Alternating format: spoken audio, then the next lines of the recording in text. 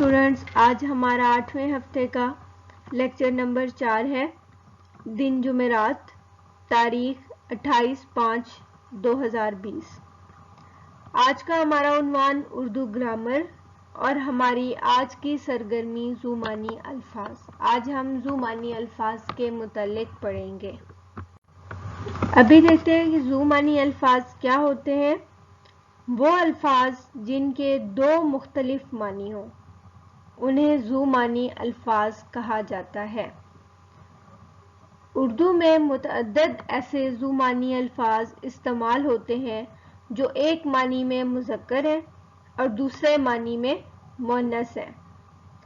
ذیل کے نقشے میں ان کی تذکیر و تانیث واضح کی گئی ہے۔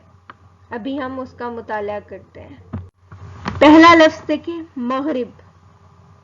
اب مذکر میں اس کے معنی ہے یورپ، سندھ، اور مؤنث معنی جو ہے اس کے وہ نماز شام، شام کی نماز کو ہم مغرب کہتے ہیں۔ اگلا لفظ دیکھیں، ہار۔ مذکر میں یہ استعمال ہوتے ہیں، اس کے معنی ہے پھولوں کا ہار اور مؤنث معنی ہے شکست۔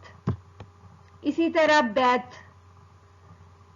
مذکر میں گھر کو کہتے ہیں، مذکر معنی جو اس کے، اور مؤنث معنی میں شیر کو کہتے ہیں۔ آگے دیکھیں، چین، ملک کا نام بھی ہے، یہ مذکر معنی ہو گئے اس کے، اور مؤنث معنی میں اس کو چین کو شکن۔ آگے دیکھیں، کف۔ اب کف مذکر معنی میں جھاگ کو کہتے ہیں اور مؤنث جو اس کے معنی ہے اس میں ہتھیلی کو کہتے ہیں۔ پھر اگلا لفظ ہے مہر۔ یہ سورج کو بھی کہتے ہیں مذکر معنی میں، اور مؤنث معنی اس کے ہے محبت۔ آگے دیکھیں، بوستان۔ اس کے مذکر معنی ہے باغ اور مؤنث میں اس کے معنی ہے کتاب، یعنی ایک کتاب ہے بوستان فارسی کی، اس کا نام ہے۔ پھر ہے تال۔ مذکر معنی ہے اس کے تالاب اور مؤنث معنی ہے وزن موسیقی۔ آگے دیکھیں، میان۔ اب اس کے مذکر معنی ہے درمیان اور مؤنث معنی ہے کمر۔ پھر ہے چاہ۔ اب چاہ کا ایک معنی جو ہے وہ کنواں اور دوسرا محبت ہے۔ محبت جو ہے وہ مؤنث ہے اور کنواں مذکر ہے۔ پھر آ جاتا ہے کان۔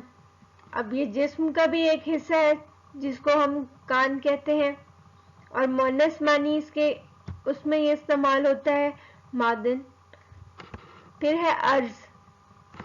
مذکر معنی اس کے چوڑائی اور مؤنث معنی ہوں گے التماس۔ پھر ہے فکر یعنی تخیل، مذکر معنی میں خیال جو ہے اور مؤنث معنی میں پریشانی۔ شام، اب یہ وقت بھی ہے اور ملک کا نام بھی ہے، تو اس مذکر میں یہ ملک کا نام ہے اور مؤنث میں وقت ہے۔ پھر ہے ضمیر۔ مذکر معنی اس کے دل اور مؤنث معنی ہے اسم ضمیر۔ آگے دیکھیں، صرف۔ اب مذکر معنی میں اس کے معنی ہے خرچ اور مؤنث میں گرامر کا حصہ، صرف اور نحو۔ اگلا ہے مور۔ اس کے مذکر معنی ہے پرندہ اور مؤنث معنی ہے چیونٹی۔ پھر ہے دوپہر۔ اب مقدار وقت بھی ہے اور 12 بجے دن، یعنی مذکر معنی میں یہ وقت کی مقدار ہے اور مؤنث میں 12 بجے دن۔ پھر ہے لب۔ اب لب ہونٹ کو بھی کہتے ہیں، مونچھ کو بھی کہتے ہیں، مذکر معنی اس کے ہونٹ ہوں گے اور مؤنث مونچھ۔ پھر ہے گزر یعنی گزرنا، مذکر معنی میں اور مؤنث معنی میں گزارا۔ کل، آنے والا دن، مذکر معنی میں ہے اور مؤنث معنی ہے اس کے پرزہ۔ پھر ہے مد، جس کے مذکر معنی ہے دریا کا چڑھاؤ اور مؤنث معنی ہے حساب کا صیغہ۔ یہ تھے وہ چند الفاظ جو ہم نے زو-معنی الفاظ دیکھے۔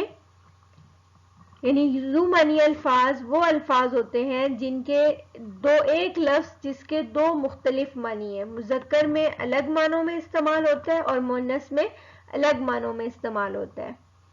ابھی آپ کا یہ کام ہے کہ آپ نے ان کو سمجھنا ہے اور پھر 10 الفاظ آپ نے لکھنے ہیں۔